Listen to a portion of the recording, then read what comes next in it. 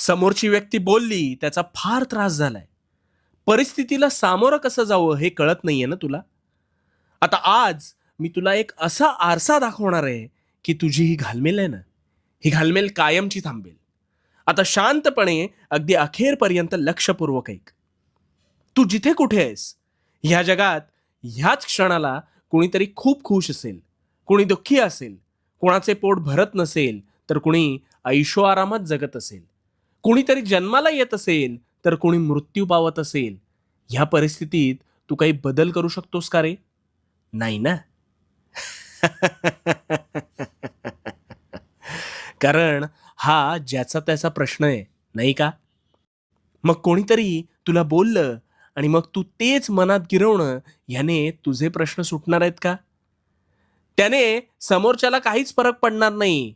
त्याने परिस्थिती बदलणार नाही.